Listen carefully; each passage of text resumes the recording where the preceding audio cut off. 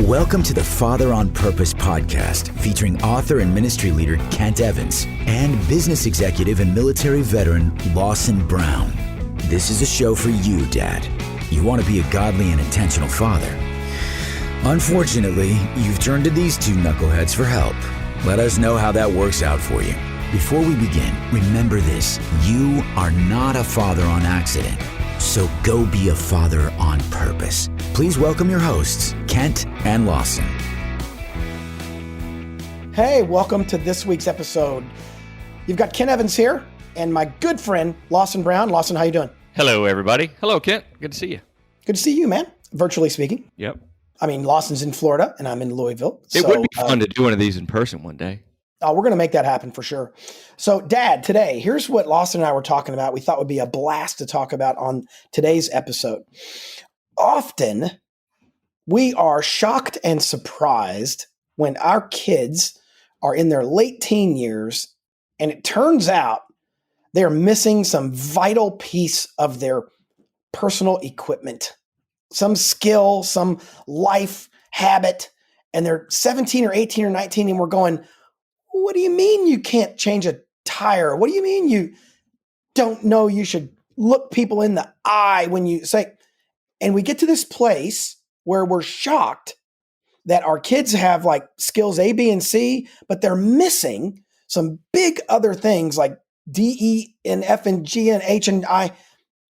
And Lawson, I think often it is because as a dad, we are a little confused about what we want as that, I'll call it the end product. Everybody, I hope you hear what I'm saying on that. I know our kids aren't done baking at 18 or 19. Right. However, we do release them to a degree. When we release them, we're often shocked with what all they can't do or some of their biases or preferences. And I think sometimes, while fatherhood's not a vending machine and you can't just say, I'm gonna do X and my kids will do Y, there are some things where perhaps our children have ended up basically right where we led them to end up. Right where we pointed the whole time. I think you're right. It's not a vending machine. There is no perfect, right, systematic formula that just works no matter what. You do these following things on the checklist and everything is going to be just great. We will get to the thought process of a list at some point today, which I think is interesting. It kind of made me think of things a little bit differently. But when you talk about start with the end in mind, that is an exercise in anything, but certainly in fatherhood, where you have to take time and give that some thought. And it helps you prioritize. It helps you think about what is important and urgent. So therefore, some timeline thought processes go into it, their age, what you're dealing with in your family life, things that are going on with them. Maybe they're changing schools from one to the other or something like that. It does get down to some tactics at some point, but the strategic thought process and the mindset that I think God is hopeful for in us all is, where do you want them to be down the road? And then work backwards. Work at some, like you said, that end goal, define some it. Some marker off in the distance. And so have we defined it? A lot of us are just busy day to day. We're doing things. And do you take that time and have the conversation, have the thought process, maybe even put some things on paper and help define? What is this it starts paper? with defining. What is this paper of which you speak? Yeah. I did catch the couple of Stephen Covey references in there. You had the important and urgent, the quadrants. I love that. I think that was a Covey thing. May have been like a McKinsey or Booz Allen thing. And then you also had begin with the end in mind. I think even though that idea has been around for millennia, I think he kind of codified it in his book, 7 Habits. And I think a lot of guys, to put Covey on the table, a lot of guys will read that book in their business career, the 7 Habits of Highly Effective People. And then there were like 27 flavors of it. The 7 Habits of Highly Effective, like right. lawn mowing teenagers. They found all kinds of ways to rebrand that thing. More power to them. But what's interesting to me is we'll do that in business, right? I mean, no guy would land in a business context. A good friend of mine's taking over an organization right now. He's the CEO of a company and he's just starting. He's on like week 2 of an existing firm. It's an ongoing concern. He's not a startup. And as he's landing, what's he doing? He's looking down the road a year or two and he's saying, all right, Where do I want membership to be? Where do I want my volunteer base to be? Where do I want my revenue to be? He's looking down the road a year or two, and then he's going to work backward and build a plan best he can to get to that end product. And even though he's going to have COVID or some unexpected problem, things are going to happen. So you may not be able to control exactly where you end up. But man, I see some dads who they have an idea where they want their kids to end up, but it's simply tactical. And what I mean by that is know how to tie a bow tie, know how to do an interview or have a LinkedIn profile, or know how to, whatever those tactics are. And they're not bad things. It's not that they're bad things. It's that, if given the choice between maybe my sons knowing how to go and do a job interview well versus having them be able to do a word study in Scripture, I'll take the word study in Scripture, right? Not that I have to choose, because I got 18 years. I can probably teach them both things. But for me, where I want to end up with is I want to end up with a kid at 18 or 19 who loves the Lord and who loves knowledge and wisdom. And so for me, some of that is just about reverse engineering, and we're great at it in business. We just don't tend to bring some of that stuff home sometimes. What do you think? I think you're right. It doesn't feel quite maybe natural to apply it, or I shouldn't be doing that. Maybe I should be just following a Bible study or trying to figure it out on my own through prayer. But having a goal, like you said, what is a goal that you have for your child? And do you discuss that? Do you review it? Do you check progress? Do you break it down into what elements you're talking about? That sort of thing is something that, I guess, looking back on my own life as we got into this topic, just you and me kicking it around a little bit beforehand, is I'm fortunate to have two girls that are doing pretty doggone good. Can I look back at my 10-year strategic plan for them 10 years ago and say, yep, they hit right where we were aiming?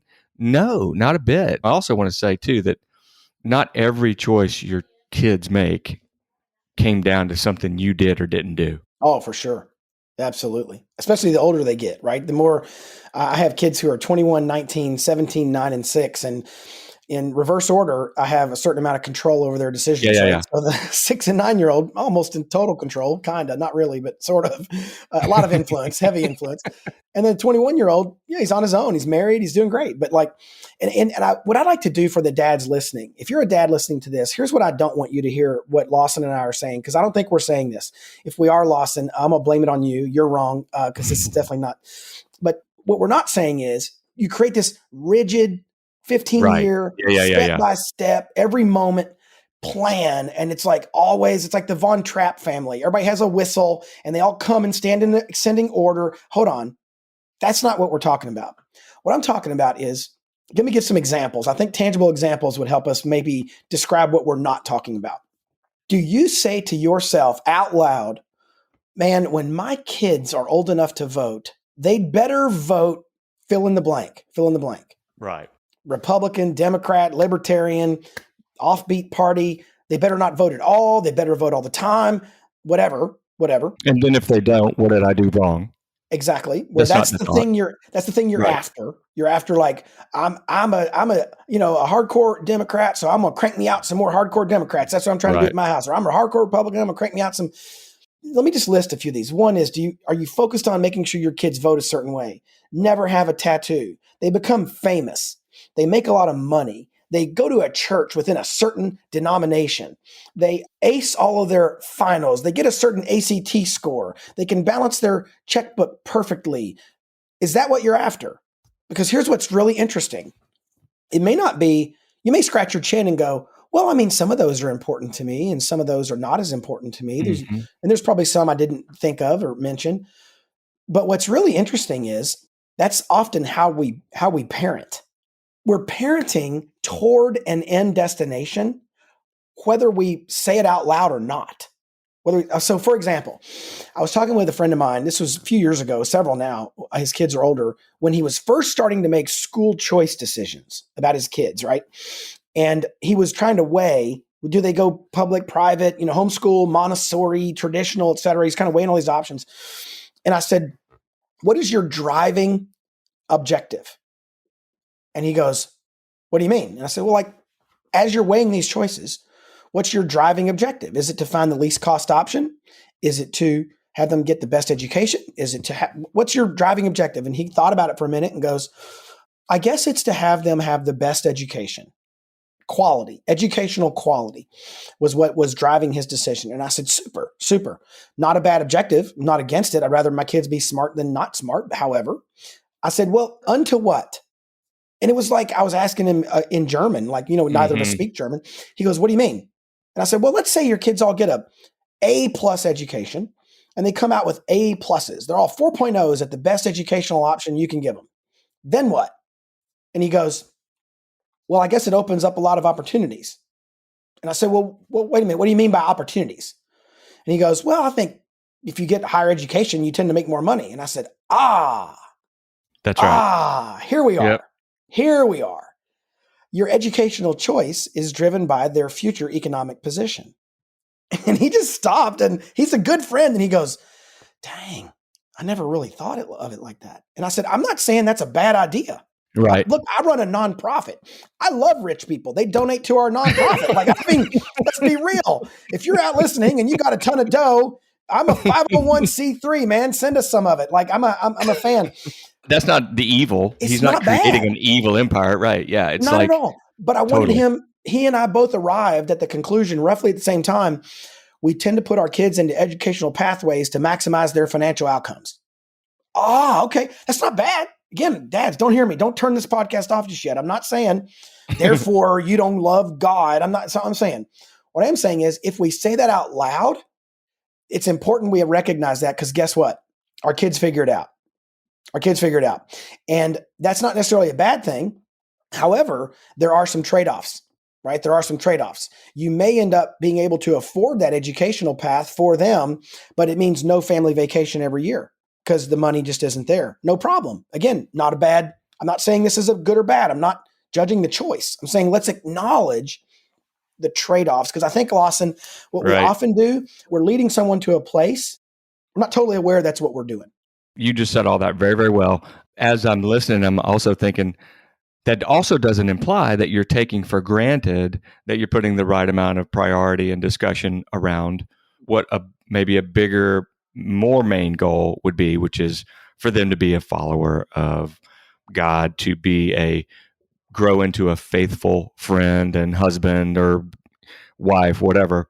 That was one topic that you had that discussion with him about. And it was because he was in a decision between schools that doesn't negate the fact that he may have also, and many of the listeners, all four of them that I think our audience has grown up to, that anybody listening to anything like this would say, yeah, but that's not the only thing I'm trying to teach my kids, right? For crying out loud.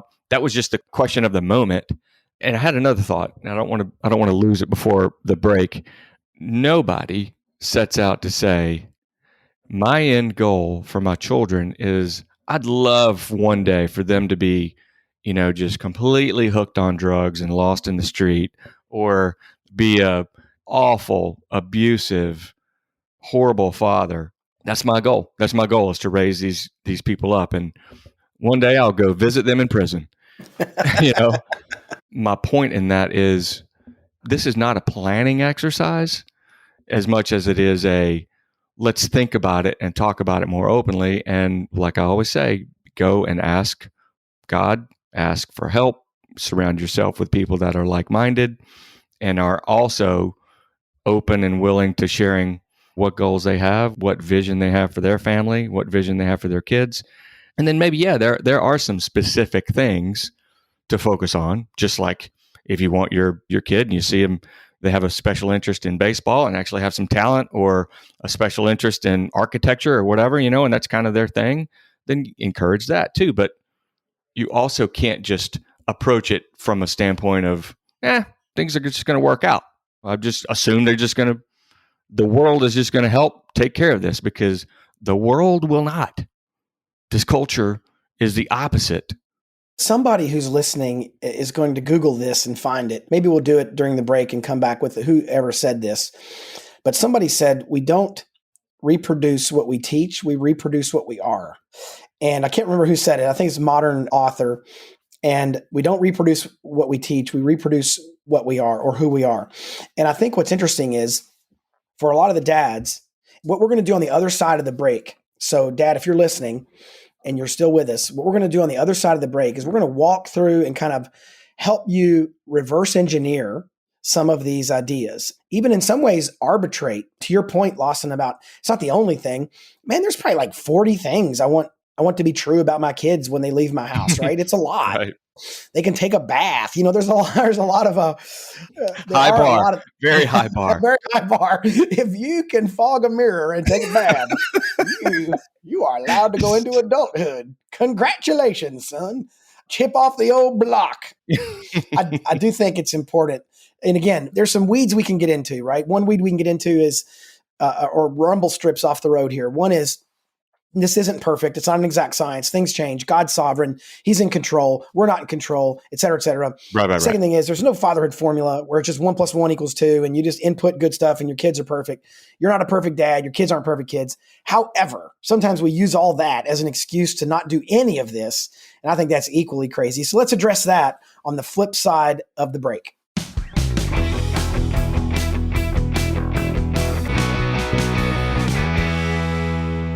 Hey, Dad, do you wrestle with anger? Man, I sure have, and so have thousands of other dads in our email list. And so what we did for those dads and for you, we built a special digital course called The Anger-Free Dad. This digital course is chock full of almost 50 assets, a bunch of teaching videos, a ton of PDF booklets and worksheets, so you can walk through and understand your anger triggers, the expectations underneath, and how to pull those out of your heart and mind so you can be a dad who is less angry and more at peace. If you take this course and you do not become less angry, you will get all of your money back. Plus, we'll send you some boxing gloves so you can beat up the wall at your house with all of your mad anger. Dad, come take the Anger-Free Dad course today at manhoodjourney.org/anger-free-dad. That's manhoodjourney.org/anger-free-dad.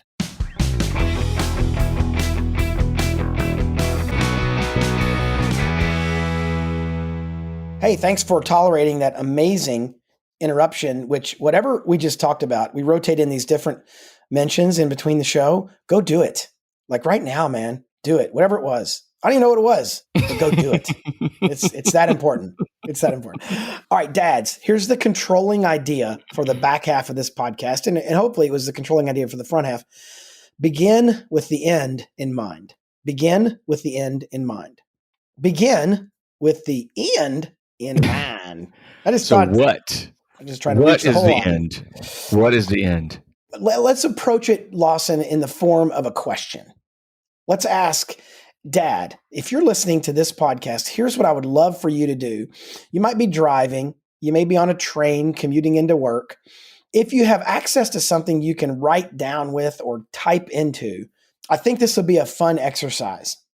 And the exercise is basically this. If you have kids, if you don't have kids, why are you listening to this dumb podcast? Like this is, I keep trying to, I'm like, okay.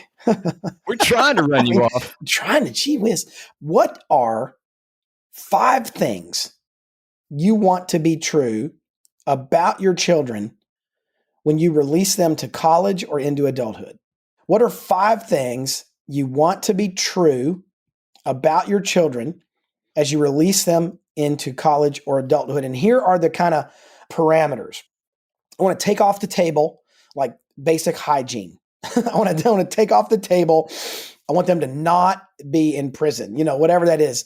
The 5 most important things, the 5 big rocks. If you go, man, if I could just have these 5 things be true about my kids when they go to leave my home, I would feel like I helped them get ready for adulthood.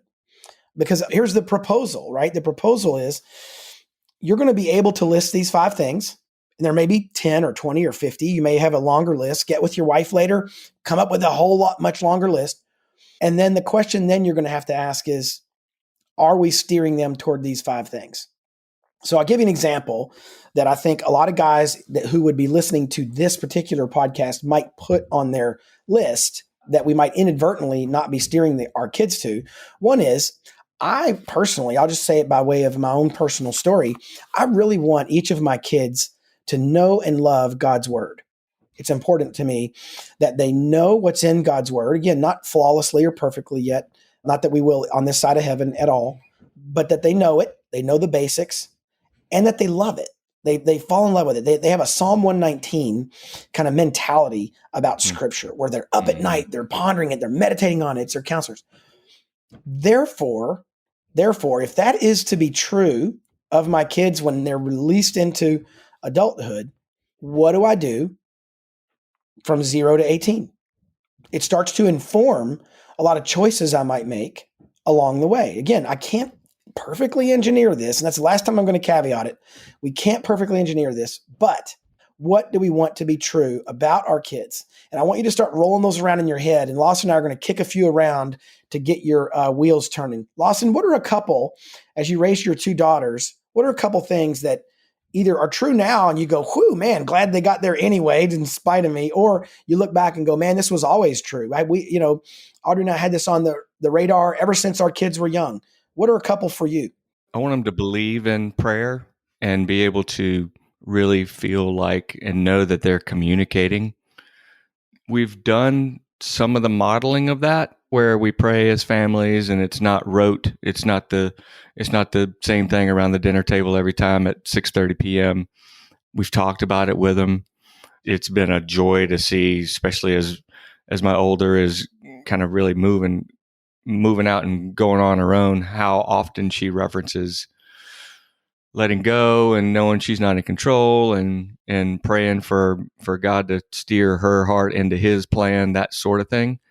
I had to learn it. I learned it at a late age, mid to late 20s, when I really understood what prayer was, and it changed me, changed my life.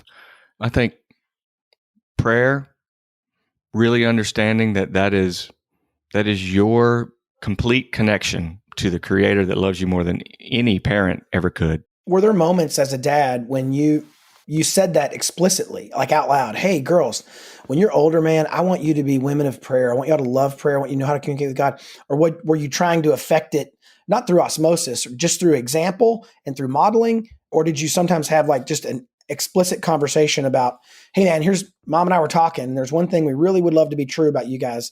How'd y'all approach that? No, we didn't. I was learning as I went, as an older person becoming a new Christian. You didn't have this podcast. If you'd have had this podcast, think of what my family would be now. Wow. No, I didn't. You come across some people that, I feel like, just being real, I don't think it is.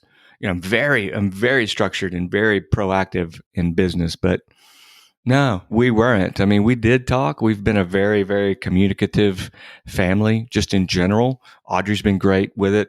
She has, probably more than me, to be honest. But no, I didn't have a start with the end in mind kind of a thing going, and then therefore break it down into a list like we've been talking about.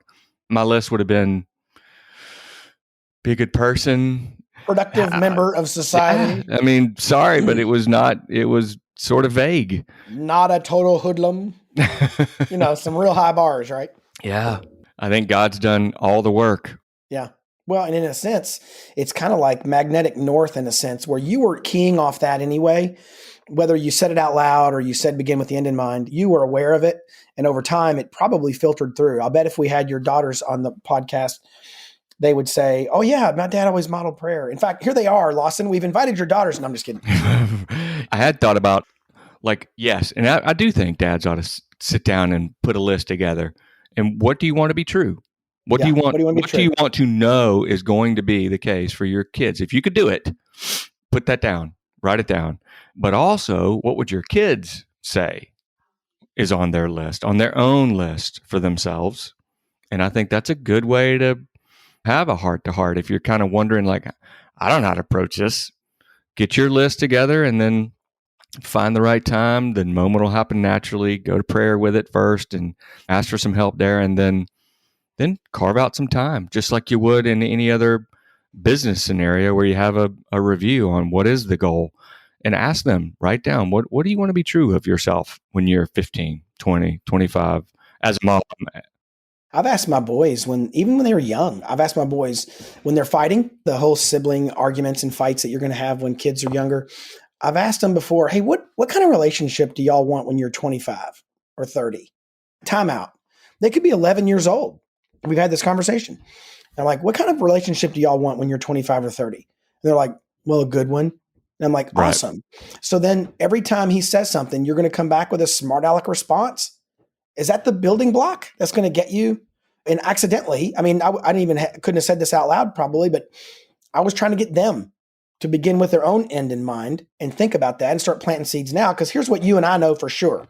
And you mentioned this when we were doing the pre-work on this episode. We may not have a specific list of what we want to be true about our kids yet when they're 18 or 20, pick an age, but culture sure does. Yep. Culture sure does. There are forces at play in our culture who want certain things to be true about your children, right? And it's not all necessarily evil. Like they may want them to be Netflix subscribers or, call that evil or not. They may want them to be Nike shoe wearers, or it doesn't necessarily mean that all of culture's objectives are inherently evil. Right. That's right. But some are, right? Some of those are, we really want your kids to be hooked on fear. We really want your kids to be dependent upon someone else to think for them. Whatever those things are, there are some dark and ulterior motives. Right. And that's part of what we're fighting as we talk about this topic, aren't we? And they're really good at it. Culture is really good at it. They have their A game. Well-funded. Well-funded. They know all the best marketing and communication methods. And especially now with the ability to communicate in a very personalized way all the time into their face and ears, music, social media, images, it's just nonstop. And so to combat that, I wouldn't use a different word. It is combating that. And you've got to make the effort to carve out some meaningful time, not just a little snippet here and there. If I could go back in time, that's definitely something that, it's going to happen naturally to a degree. But if you really want to be purposeful about it, then get your act together and get your thoughts down, know where you're going, and then that'll give you more confidence as a dad. I'm thinking about it now. My girls they're not grown and gone and done. We still have a lot of runway ahead. Sure. Yeah. I'm applying this myself. This has been really good for me too. Yeah. Well, that's the whole reason we did this episode. It's actually just an intervention for the Lawson Brown family. I'm glad you came along, sucker. You didn't ever see that coming, did you? Man, for sure. Like we never stop. You never stop being a dad. You never stop trying to influence your kids, even though it takes on very different complexions when they get older. I have a friend, John Blumberg, who's an author and a leader, and he says, you don't tend to run from your values. You tend to drift from your values. I love that idea, is that you almost never just go, you know what? I used to think A, B, and C. Today I'm going to go D, E, F, and you just turn 180. That's not normally what happens. Normally you just get a little off track. And over time, it's like you're heading from Dallas to New York, and you find yourself at the end of your trip in Miami. And you go, how did I end up here? Well, you didn't actually try to go to Miami. You just got a little bit off over time, and you just kept drifting to the right. And then before you know it, you didn't end up where you planned on ending up. And I think as dads, again, we can't control it, but we sure can envision it. Look, I know we're running out of time, but it also has spurred an idea with me, with my girls, to talk about, what do you want to be true of your husband? Whoa, bam. What do you want to be true of your children? Mic drop. And see what comes of these conversations. Well, and for that matter, man, go play this podcast episode. Like, I don't think we said anything in here your kids can't hear. Hop in the car, throw this podcast episode on. Let us yap at them for 20, 30 minutes. Yeah, right on. See what comes out. Dad, listen, here's what Lawson and I hope for sure is true. What we hope is that today's episode has been helpful for you, has been encouraging, and hasn't made you feel like you're doing it wrong, even though you're probably doing it wrong, like we all are. We're all doing it wrong to a degree, but we hope this idea of beginning with the end in mind will unlock something for you. Go to the Lord in prayer. Make your list of a handful of things you want to be true about your kids when they go to leave. Check that list with your wife. See if y'all are in alignment. Have your kids do a list. This could be a very practical exercise for you and your family to do as you lead your families. We hope it's been helpful today. And for Lawson Brown and Ken Evans, we're signing off. We'll see you next week.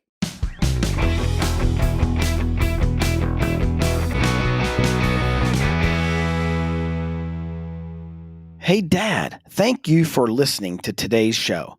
If you found this episode helpful, remember, you can get all the content and show notes at manhoodjourney.org/podcast. And if you really liked it, please consider doing 3 things. Number 1, share this podcast with someone. You can hit the share button in your app, wherever you listen to podcasts, or just call a person up and tell them to listen in.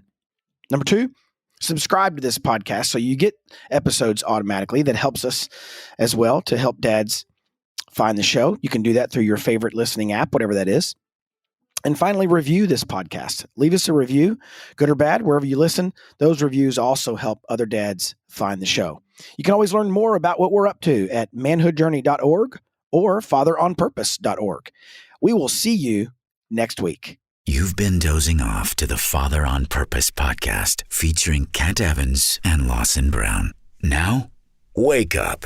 Head over to fatheronpurpose.org for more tools that can help you be a godly, intentional, and not completely horrible dad. Remember, you are not a father on accident, so go be a father on purpose.